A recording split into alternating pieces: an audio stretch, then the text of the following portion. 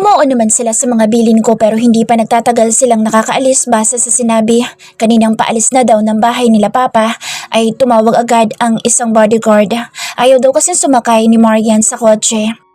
Ayaw daw maniwalang pinapasundo ko siya kaya tinawagan ko muna si Marian at sinabi ko ngang nag-utos akong sunduin siya. Natatawa lang ako nang tanungin pa ako kung ano ang pangalan ng tauhan namin. Sinabi ko naman. Narinig ko pang tinanong niya kung ano nga ang pangalan ng bodyguard. Nung nalaman niyang kapareho na sinabi ko ay saka lang siya naniwala. Inad na nga niya ang tawag nang hindi man lang nagpapaalam sa akin kaya napapakamot na lang ako sa kilay ko at naiiling. Tumawag din yung bodyguard ni Papa na naihatid na nila si Marian at ang kasamahan nito sa trabaho kaya pinasalamatan ko sila at umuwi na ako ng kondo para makapagpahinga bago ako pumunta sa birthday party ni Mr. Zaragoza. Tinatamad nga akong pumunta sa birthday party. Kung hindi lang nakakahiya, hindi na talaga ako pupunta. Mas gusto ko pang kakwentuhan si Marian. Ewan ko ba, basta tinabangan na lang ako na mag-bar o makiparty this past few days. Kaya pagdating ko sa party, ay bumati lang ako sa ibang mga bisitang naroroon at naupo na ako sa table namin mag-anak. Nakapagkulitan na lang ako kay Marian sa text. Nagpadala ako ng mga mensaheng nararamdaman ko. Pero parang hindi siya naniniwala. Kahit ako'y kinikilig sa mga pinagsasasabi ko sa kanya pero pinigilan ko lang. Baka kasi tuksuhin ako ng kapatid kong katabi kong nakaupo sa table namin kasama ng asawa niya. Kaya nang sinabi niyang matutulog na siya ay nagpaalam na din akong uuwi. Mas lalo lang kasi akong maboboring dahil wala na akong kateks. Pinayagan naman na nila ako kaya hindi na ako bumalik sa table namin. Baka kasi pigilan pa ako ng bayaw ko. Pagkadating ko ng kondo ay hinubad ko lahat ng suot ko. Boxer shorts lang ang itinara ko saka ako nahiga. Binasa ko ulit ang mga palitan namin ng mga mensahe ni Marian kaya nakatulog akong nakangiti. Sinabi ko pa sa sarili kong siya na nga ang the one ko dahil napapangiti niya ako kahit sa mga simpleng bagay. Hindi na din siya mawala sa isipan ko. Dumaan pa mga araw. Tuloy pa din ang panliligaw ko kay Marian pero hindi naman gabi-gabi. Basta sa bahay ako pumupunta. Hindi naman kasi ako mahilig sa mga luxury cars kaya ordinary cars lang lagi ang sinasakyan ko. Kaya ayos lang na maiwan sa labas ng gate nila ang kotse ko. Nagdadala lang ako ng bulaklak sa kanilang mag-ina. Chocolate para sa dalaga at basket ng prutas para sa mama niya. Gaya nga kasi ng bili ng ginang ay hindi ako nagre-regalo ng mga mamahalin. Gusto ko din namang magustuhan ako ng dalaga dahil mahal niya ako, hindi dahil sa yaman ko. Pero alam ko namang hindi tumitingin si Marian sa yaman lang. Dahil sa Tom pala na kasama nila dati noon sa mall ay may kaya din pero hindi niya nagustuhan. Sumasama na din ako sa mga kaibigan ko kapag nagyayayang mag-bar, tulad ngayon. Pero kahit hindi pa kami ni Marian ay nagsasabi ako kapag kasama ko sila para alam niyang hindi ako makakapunta sa kanila. Uy, nandito na pala si Mystery Boy. Tuksong sabi sa akin ni Dada. Inabutan nila ako ng bote ng beer. Nandito kami ngayon sa bar niya. Nag-bro hug lang kami at saka ako umupo sa tabi ni Louie. Ano, ipakikilala mo na ba kami sa chicks mo? Pangaasar din ni Erwin. Hindi naman ako kumikibo. Tumungga lang ako ng alak sa boteng hawak ko. Hey Pogi, sabi ng babaeng biglang kumandong sa akin. Nagulat akong parang napaso kaya bigla ko siyang naitulak saka ako napatayo. Ouch! Ang tagal nga bago ka lumitaw dito, ganyan ka pa. Hawak nito ang balakang na unang bumagsak. Bakit kasi bigla ka nilang kumakandong eh? Irit akong sagot sa babaeng nakasalampak pa sa sahig. Wow, ikaw bang kaibigan namin si Ricky? Ibalik niyo po siya sa amin. Lumapit pa sa akin si Dada at sinalat-salat pa ang aking leeg. Ito talaga ang pinakakalog sa amin 5. Nagbago na nga, umayaw na sa babae. Sabi pa ni Hermon kaya nagtawanan silang 4. Nakakunot-noo pa din akong nakatingin sa babaeng tinutulungan ng tumayo ni Louie. Huwag na kayo magpapapasok ng mga babae dito ha. Kung gusto niyo sa inyo na lang. Ako, ayoko na. Seryoso kong sabi sa mga kaibigan ko. Pinalabas naman na ni Louie yung babaeng kumandong sa akin kanina. Okay, relax. Ayaw mo kasi magkwento kaya hindi namin alam na nagbago ka na pala. Sabi naman ni Erwin. Hinawakan pa ako sa magkabilang balikat ko at saka ako pinaupo ulit sa inuupan ko kanina. Oo nga, may napapansin na kami sa'yo pero wala kami sinasabi. Gusto kasi namin na sa'yo magmumula kung bakit madalang ka nang sumama sa amin. Seryoso nang sabi ni Dada. Uminom muna ako ng beer sa boteng na ilapag ko kanina sa lamisita. May nakilala kasi akong babae. Well, parang pinakilala ni Papa pero nagkita na kami dati pa. Ayun, parang tinamaan ako sa kanya. Paunang kwento ko, nakita ko naman silang mga nakanganga. Mataman talagang nakikinig sa akin. Siyempre, getting to know each other muna kami. Tsaka para malaman ko din ang feelings ko sa kanya. Ngayong sigurado na ako, ayun, nililigawan ko na. Nakangiting pagtatapos ko sa kwento ko. Ayun naman eh. Sa wakas na in love din. Masaya kami pre, para sa'yo. Sabi ko na, see? May chicks nga, pero nililigawan pa lang. Kanya-kanya na lang komento. Nangingiti lang ako. Cheers! Sana sagutin ka na para magkaroon ka ng girlfriend na totoo. Hindi yun nakukuha sa mga bar. Sabi pa ni Dada at pinagpingki pa namin ang aming mga baso. At saka nagtawanan. Teka lang, may sasabihin pa ako. Awat ko sa kanila. Tinatanong nila kasi kung saan ko nakilala at kung kailan ko ipapakilala sa kanila si Marian. Ano yun? Saad naman ni Erwin. Isa siyang padacy sa isang branch ng Coffee Prince at hindi mayaman. Pero hindi naman mahirap. Seryoso ko sabi sa kanila. Tiningnan ko pa sila isa-isa para alam na nila. Pero alam ko namang hindi sila tumitingin sa estado ng buhay. Eh ano naman? Bro, kung sino magugustuhan mo, mamahalin na din namin na parang kapatid. Tama! Alam na ba ng family mo? Kanya-kanya ulit silang pagpapalakas ng loob sa akin. Hindi pa, sa inyo ko palang sinasabi. Dapat nga sasabihin ko lang din sa inyo tungkol kay Marian kapag sinagot na ako eh. Nahulaan nyo na. Tugon ko naman sabay ubos ko nang natitira pang beer sa boteng hawak ko. Walang problema sa amin. Kung gusto mo tulungan ka pa namin maligaw eh. Sagot naman ni Dada. Sumang-ayon naman yung tatlo. Marami pa silang tanong tungkol kay Marian. Gusto nga nila ipakilala ko na sa kanila kahit hindi pa ako sinasagot. Kaya alam na nilang sa Coffee Prince, Pasig branch nagtatrabaho ang dalaga. Hindi kasi ako tinigilan hanggang hindi ko sinasabi. Pinagpatuloy na namin ang pag-iinom. Nagpaalam pa nga sila na pupunta sila sa Coffee Prince kung saan nagtatrabaho si Marian.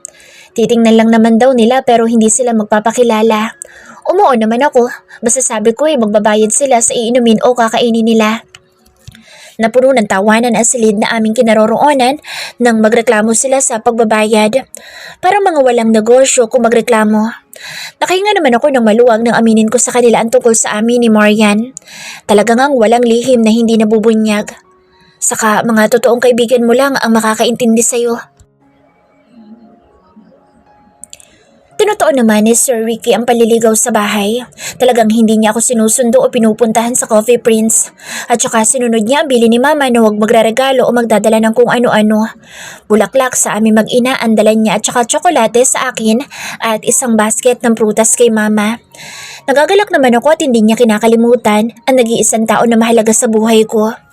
Pero ilang linggo na siya naliligaw ay hindi pa siya nakikilala ni Eva at Rock. Alam naman ng kaibigan ko may naliligaw sa akin pero hindi ko sinabi kung sino. Nung minsan kasing may pupuntahan kami, sinundo nila kaming mag-boyfriend. Kaya nakita niya ang mga fresh na white roses na nakalagay sa vase tapos nakapatong sa center table ng lamisita sa sala. Nagtanong siyempre kung kanino galing. Sinabi ko naman na sa manliligaw ko. Ang bruha ay sinabunutan pa ako sa sobrang kilig. Hindi ko lang sila mapakilala ni Sir Ricky dahil nagkasunod-sunod ang okasyon sa kanila kaya madalang din kaming magkita. Wala ka na bang nakalimutan anak? Tanong ni Mama. Naghihintay na kami dito sa bakuran namin. Susunduin kami ni Sir Ricky. Birthday kasi ni Rock at in-invite kami. Sinabi din nila ni Eva na isama ko daw maliligaw ko. Sinabi ko munang tatanungin ko kung hindi busy. Baka nga kasi marami siyang gagawin. Free naman daw siya ngayong Sunday. Hanggang bukas kasi kami sa beach kaya nag-file na ako ng vacation leave nung 1 linggo pa. Dahil Lunes bukas pag uwi namin. Okay na po ma, na-double check ko na po. Magalang ko naman tugon. Ibinili na din namin kay Lynn itong bahay. Iniwan ko sa kanya ang duplicate key nitong gate para madiligan pa din niya ang mga halaman ni Mama. Kateks ko si Eva, nauna na daw silang umalis. Siguraduhin ko lang daw na isasama ko si Sir Ricky. Pwede ba namang hindi siya sumama saan kami sasakay ni Mama papuntang Subic? Good morning. Dinig kong may bumati kasi sa amin na nanggagaling sa labas ng gate ang boses. Nang mag-angat ako ng ulo ay nakita kong si Sir Ricky na pala na napakalaki ng pagkakangiti. Bigla na naman bumilis ang kabog ng dibdib ko nang makita ko ang binata. Good morning to. Kiming tugon ko. Tumayo na din ako para pagbuksan siya ng gate. Flowers for you. Nakangiti pa ding sabi nito nang mabuksan ko ang pintong bakal at makapasok siya. Salamat. Tipid ang ngiti kung kinuha ko naman ang iniaabot niyang bulaklak. Magandang umaga, iho. Nakangiting bati din ni Mama. Salamat. Tugon naman ang abutan din siya ng bulaklak ng binata. Wala pong anuman. Magalang na tugon din ni Sir Ricky. Ipapasok ko muna ito sa loob tapos alis na tayo? Tanong ko sa binata. Sige, dadalhin ko muna itong mga gamit niyo sa likod ng sasakyan. Saad naman niya. Okay, tipid kong sagot. Gumawi na ulit ako sa main door ng bahay namin para ipasok ang mga bulaklak. Impit ako na patili dahil sa kilig. Inilagay ko na din sa vase ang mga ito. Ipinatong ko lang sa ibabaw ng dining table. Pagkatapos ay lumabas na ulit ako. Inalalayan na ni Ricky na makasakay si Mama sa loob ng sasakyan. Van naman ngayon ang dala niya pero hindi pa din luxury car. Tumulong na akong umalalay at nang maiupo namin si Mama sa loob ng van ay siya na din mismo ang nagbuhat ng wheelchair at saka inilagay sa likod ng sasakyan. Tapos ako naman ang ipinagbukas niya ng pinto sa passenger seat. Nakakahiya naman kasi kung sa tabi ako ni Mama mauupo. Mapagkakamalan pang driver namin si Sir Ricky. Bakit kasi hindi pa siya nagpa-drive sa driver nila? Let's go. Wala na kayong nakalimutan? Baling sa akin ang katabi ko. Okay, wala na po kami nakalimutan, Sir Ricky. Kinakabahan kong sagot. Sir Ricky pa din? Pwede bang Ricky na lang? Natatawang sabi ng binata. Ramdam ko namang namula ang mga pisngi ko. Sige Ricky. Nahiya ko pang sagot sa kanya. Bahagya din ako natawa. Okay. Tipid naman itong tugon at binuhay na nito ang makina para makaalis na kami. Tahimik lang kami bumabiyahe pero ang dibdib ko hindi matahimik sa pagkabog. Napakabango kasi ng katabi ko.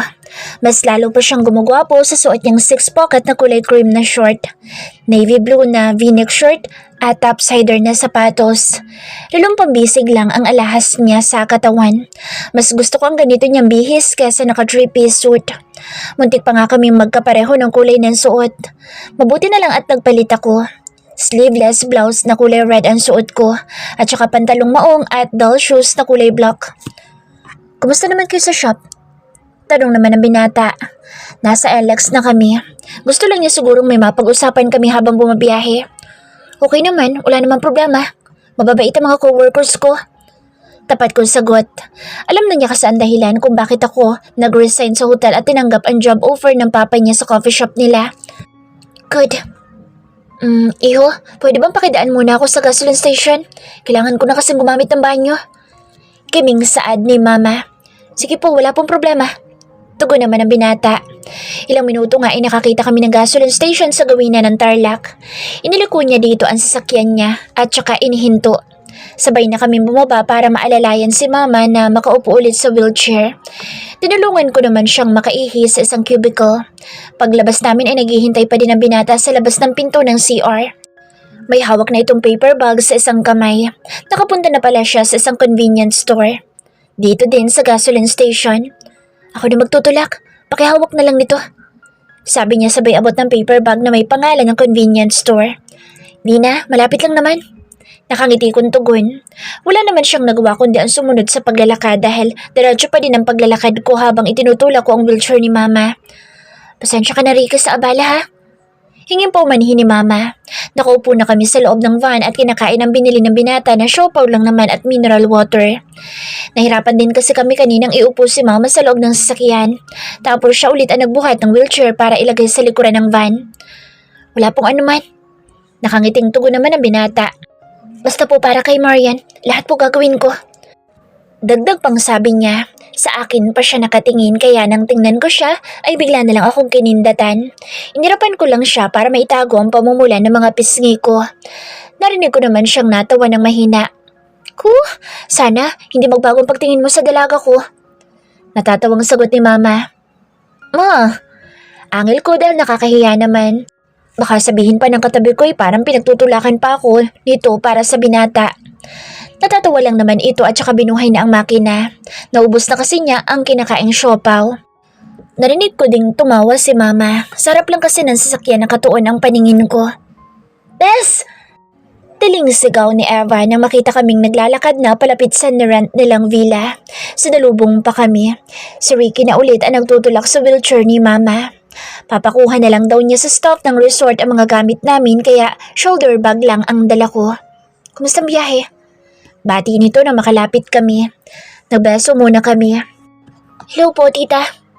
Bati naman ito sa mama ko. Nagmano pa nga ito.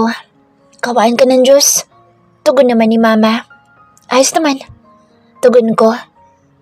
Eva, si Ricky nga pala. Ricky, si Eva, best friend ko. Pakilala ko sa kanilang dalawa. Hindi pa kasi napapansin ng kaibigan ko kasama kong lalaki. Oh my God! Sigaw nito na makita ang pinakilala ko sa kanya. Napatakip pa nga ang mga kamay niya sa bibig niya. Punga nga mo. Bulong ko naman at saka hinampas ko siya sa kaliwang braso niya. Napatingin kasi sa amin ng ibang bisita ng resort. Natatawa lang naman ang binata sa tabi ko. Si Ricky? Totoo? Pero pa... Oh my God! Hindi ko po alam ang sasabihin ko. Sabi pa nitong hindi mapakali. Nilagay pa talaga ang mga daliri sa parehong sentido. Ricky, pakilala ng binata sa kaibigan ko. Hindi ko alam kung kilala niya ito dahil manager nga ang kaibigan ko sa main branch ng Coffee Prince. Madalang naman kasi pumasyal ang binata sa coffee shop. Inilahad pa nito ang kanang kamay. Sir Ricky? Eva po. Nahihiya pang sabi. Nagkamayan naman silang dalawa. Natatawa pa rin ang binata. Tara na, nang makakain na. Aya na niya sa amin pagkabitaw ng mga kamay nila. Baka pwede magtawag ng staff? Papakuha ko lang mga gamit namin. Sabi naman ng binata. Opo sir, sasabihin ko po yung isang staff. Kain po muna tayo. Tugon naman ang kaibigan ko. Tara. Aya ko pa. Tumabi sa akin ang kaibigan ko sa paglalakad. Ikinawit pa ang kaliwang braso niya sa kanang braso ko. Nauna kami maglakad kila Mama at Ricky. Marami kayo papaliwanag. Bulong ni Eva. Itinapat pa talaga ang bibig niya sa tenga ko. Naiiling lang naman ako. Happy birthday, Rock. Bati ko sa boyfriend ng kaibigan ko pagdating namin sa labas ng villa nila. May nakahain doong iba't ibang seafood sa mahabang lamesa. Nakaupo yung iba na bisita niya. Pamilya niya siguro. Thank you. Mabuti nakarating kayo. Tanong naman ng birthday celebrant. Siyempre, kami pa ba? Natatawang sagot ko naman. Rock, si Ricky. Nga pala, maliligaw ko. Ricky, si Rock, boyfriend ni Eva. Pakilala ko sa dalawang lalaki na mahalaga sa aming magkaibigan. Oh, Ricky, kabantog, right? Tanong pa ni Ricky. Yes, I'm Ricky. Pakilala niya, itinaas pa niya ang kanang kamay palapit sa may birthday. Really? By the way, I'm Rock. Tinanggap na nito ang nakaambang kamay ni Ricky kaya nakapagkamayan sila. Happy birthday! Bati pa ni Ricky. Thank you. Kain na kayo. Tugon naman ni Rock. Ano po tita? Baling naman niya sa mama ko pagkabitaw ng mga kamay nila ni Ricky. Kawaan ka ng Diyos. Happy birthday. Nakangiting bati naman ni mama. Thank you po tita. Tugon naman ang binata. Humalik pa ito sa kaliwang pisngi ni mama. Tara po, kain na kayo. Katatapos lang po namin. Dagdag pa niya. Itinulak ulit ni Ricky ang wheelchair ni mama para makalapit sa lamesa. Ipinakilala din kami ni Rock sa pamilya niya. Yung iba'y nakilala si Ricky, yung iba naman ay hindi. Magpalit na tayo para makaligo na. Aya ni Eva. Katatapos lang namin kumain. Nandiyan naman mga magulang ni Rock. May makakakwentuhan si tita. Dagdag pa niya. Nandito lang nga sa paglabas ng villa nakaupo ang papa at mama ni Rock. Nirarayuma daw kasi kaya hindi makapagligo. Pero yung ibang kapamilya nila ay nasa dalampasigan na at naliligo. Yung iba naman ay binabantayan ng mga anak na maliliit. Sige na anak, ayos na ako dito. Pagtataboy naman sa akin ni mama. Pumunta na nga kaming room namin sa loob ng villa. May 6 na kwarto ito. Magkasama kami ni Eva sa kwarto pati si mama sa isang room. Yung iba ay sa pamilya ni Rock. Kasama naman ni Rock sa kwarto si Ricky na katapat lang ng room namin. Nadala na din ang mga gamit namin dito sa inukupan naming kwarto. Black na one-piece swimsuit ang sinuot ko. Sa Eva ay one-piece din pero kulay red. Lumabas na agad kami ng room para makapunta sa dalampasigan at masulit ang paglagi namin dito. No. Hindi ko maiwasang sambitin at naitakip ko pa sa bibig ko ang isang kamay ko. Nakasabay kasi namin na lumabas ng room yung dalawang binata. Mga naka-board short lang ang suot. Walang pang itaas kaya kitang-kita na ang mga pandesal nila sa tiyan. Napatitig pa nga ako ng matagal sa tiyan ni Ricky na tila binibilang ko ang abs niya. Enjoying the view? Nakangising tanong naman ni Ricky sa akin. Nasa harapan ko na pala siya. Ramdam ko nag-init ang magkabilang pisngi ko. Nakita ko natatawa ang magkasintahan. Sa sobrang hiya ko ay hinawakan ko sa kanang braso si Eva at saka hinilang palabas ng villa. Narinig ko pang nagtatawanan ang dalawang lalaki sa likod namin. Alam kong pulang-pula ang pisngi ko dahil sa kahihiyan. Narinig ko ding mahinang natatawa ang kaibigan ko. Alam ko nakakarami na ako ng puntos sa panliligaw ko kay Marian.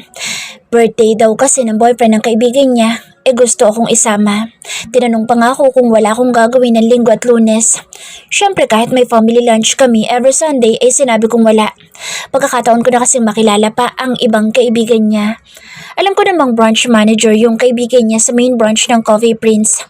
Ipinagtapat ko na din kila Papa at Mama na nililigawan ko na si Marian. Natuwa naman sila.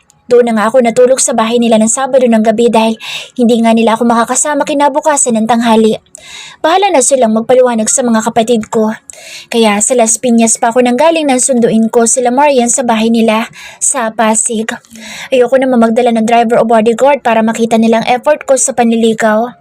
Hindi lang talaga ako pwede nung nakaraan kaya pinasundo ko ang dalaga sa bodyguard ni Papa. Excited pa nga ako makilala ang kaibigan ni Marian. Siyempre para makadagdag pogi points at nagdala pa ako ng 5 bote ng imported na alak.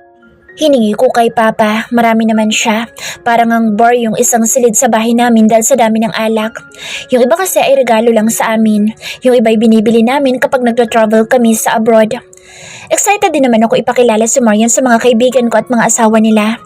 Hindi naman makapaniwala ang kaibigan ni Marian at boyfriend nito na ako ang manliligaw niya. Ngayon lang kasi kami nagkakilala. Ilang linggo na din akong naliligaw kay Marian. Hindi ko naman mapigilan na kiligin nang makita ko ang paghanga ng dalaga nang pagmasdan niya ang abs ko. Magkatapat kasi ang mga room namin sa villa na nirent nila Rock. Nagkasabay kaming nagbukas ng pinto ng room. Namula pa nga ang pisngi niya sa pagkapahiya nang tanungin ko kung nagustuhan ba niya ang nakikita niya, ang abs ko. Sa pagkapahiya ay bigla na lang niyang hinila palabas ng villa ang kaibigan sa Eva, kaya natatawa lang kami ni Rock na sumunod sa dalawang dalaga. Humanga din naman ako sa katawan ni Marian. Kahit malakas kasing kumain ay hindi tumataba. Hindi nga lang siya biniyayaan ng hinaharap pero bumawi naman sa pangupo. Nakagaanan ko agad ng loob ang ibang kapatid at kaibigan ni Rock na kadadating lang din kahit kilala nila kung sino ako. Nakipaglaro naman ako sa iba't ibang games na ipinapagawa sa amin ng panganay na kapatid ni Rock. Magkakakampi ang mga babae at ang mga lalaki. Siyempre, laging talo ng mga girls. Nang mapagod kami ay nagbanlaw muna at nagbihis at saka kami pumwesto sa gazebo ng villa. Oh, imported?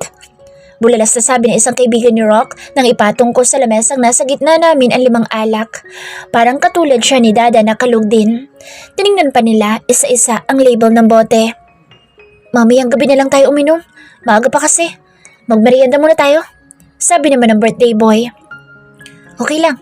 Tugon ko naman. Oo nga, mamaya na para diretso tulog sa buhangin kapag nalasing. Basta mo lang iiyak ha. Tugon naman ng isang kaibigan din ni Rock. Parang may pinaparinggan siya dahil nakatuon ang paningin sa isang kaibigan nilang tahimik lang. Natawa naman yung ibang kaharap namin na kapatid, mga bayaw at hipag ni Rock at saka sila Marian at Eva. Nakatawa na din naman na ako.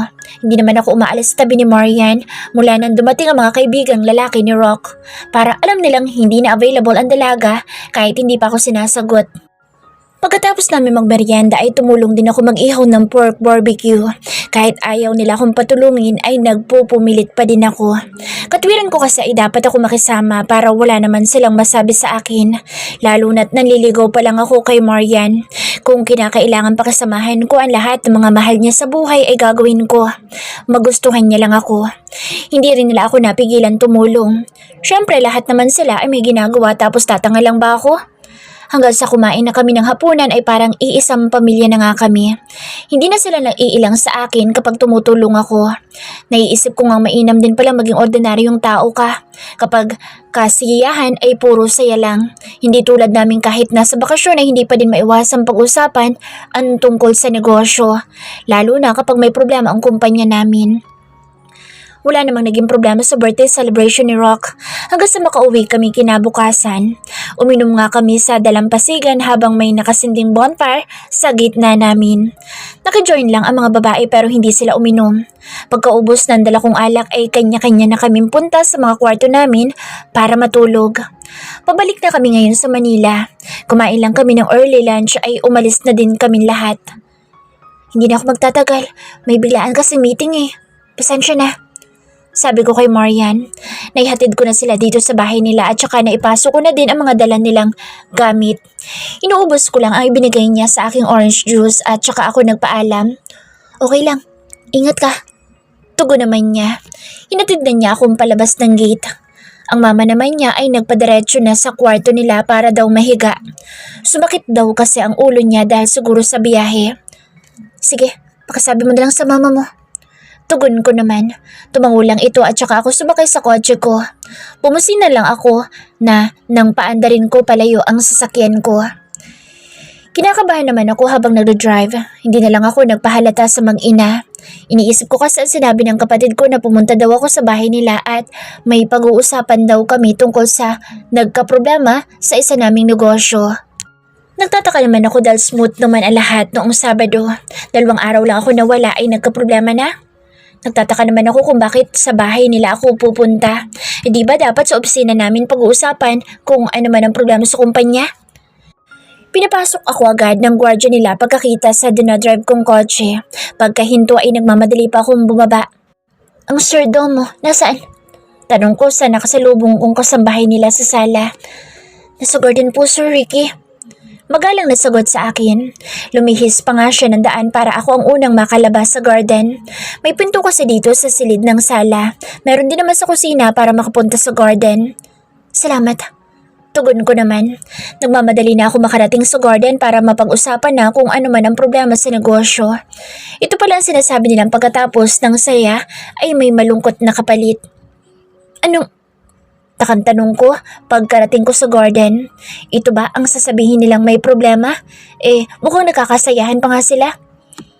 Surprise! Natatawang bati nila sa akin. Nagdugtong naman ang mga kilay ko at saka dahan-dahan ako naglakad palapit sa kanila. Nagbigay galang muna ako sa mga magulang namin at saka ako hinarap ang brother ko. Anong ibig sabihin nito? Naiinis kong tanong. Kinabahan talaga ako kanina dahil sa tinawag niya tapos madadatnan ko silang nagkakasayahan. Naliligo ang mga pamangkin ko sa pool. Tapos parang fiesta, may pa-barbecue pa. Nandito lahat sila. Ako na nga lang ang kulang. Kompleto na kami. Sorry. Natatawang tugon nito. Gusto lang namin makabalita sa pinuntahan mo. Balita kasi namin may nililigawan ka na. Saan pa niya? Hindi ako kumibo pero tinanggal ko ang relong pambisig ko. Wallet at cellphone na nasa bulsa ng suot kong walking short. Inilapag ko sa lamesang malapit sa akin at saka ko tinakbo ang kapatid ko. Nahulaan naman niya ang gagawin ko kaya tumakbo din ito palayo sa akin. Go, Daddy! Panchichir pa ng anak niya sa kanya. Go, Tito Ricky! Sigaw naman ang pamangkin kong panganay na anak ng bunso naming kapatid na babae. Go, Tito Dom! Go, Tito Ricky! Sigaw pareho ng bunsong anak ni Daisy, bunsong kapatid namin. Natatawa naman ang mga magulang namin at saka bayaw at hipag, pati mga kasambahay nilang nag-iihaw sa di kalayuan. Ganito kasi kami magkakapatid kahit noong mga bata pa kami. Palibasa nga hindi naman kami pinalaki sa luho. Nagpaikot lang kami sa buong garden nila nang makahanap ako ng tiyempo ay nilundag ko siya at saka ikinulong sa mga braso ko. Di hamak na mas malaki ang katawan ko kaysa sa kanya kaya hindi siya makapiglas. Oh, Daddy! Go, Tito Ricky! Panchichir pa nila. Napuno pa ng tawanan at tili ng mga bata ang aming kinaroroonan nang sabay kaming nagpatihulog sa swimming pool. Tatawa-tawa naman kami pagkalitaw namin sa ibabaw ng tubig at saka sabay na umahon. Lumapit pa sa amin ng mga batang kumakain ng hotdog na nakatuhog sa barbecue stick. Galing niyo po talaga, Tito Ricky. Nagmamalaking sabi ng pamangkin ko. Tumawa lang ako at saka ako ginulo ang buhok niya. Umupo na kami sa garden chair. Inabutan naman ako ni Mama ng tuwalya. Thanks, Ma. Saad ko. Sa susunod, may mag-aasikaso na sa'yo. Tuksong wika naman niya kaya natuwa din kami. Anong balita? Kayo na ba? Tanong ni Don. May makahulugang ngiti pa sa kanyang mga labi. Hindi pa, naliligaw pa ako. Tugon ko naman sabay kuha ng luto ng inihaw na manok. Ay, ang bagal. Saan naman ang bunso namin? Natawa ulit sila. Ayos lang na hindi nagmamadali para alagaan mong mabuti at hindi mo hayaang mawala agad-agad. Seryosong tugon ko naman. Nox, in love na nga. Singit naman ang bayaw ko kaya nagkatawanan ulit kami. Corny na. Sagot naman ang hipag ko kaya puro tawanan lang ang pumuno sa garden ng bahay nila. Hindi naman pala natuloy ang lunch nila noong linggo sa bahay ng parents namin dahil tumawag na sila na wala nga ako kaya ngayon daw nila na pag-usapang mag-lunch na lang kahit 2:00 na ng hapon. Prank lang pala ni Dom na may problema para pumunta agad ako. Basta kasi may pasok ako sa trabaho ay madalang akong umabsent kapag importante lang tulad ngayon dahil sumama nga ako kila Marian sa Subic. Pero kung wala ako dito ay may bala ko pang mag-half day sa trabaho. Kung ano-ano pa ang tinatanong nila tungkol kay Marian at sa pamilya niya, sinasagot ko naman. Alam lang kasi nila ay policy ito sa Coffee Prince. Wala pa silang alam sa personal nitong buhay, kahit si Papa. Wala naman silang sinabi tungkol sa estado ng dalaga sa buhay. Kaya nakahinga ako ng maluwag dahil mukhang boto naman sila sa dalaga para sa akin.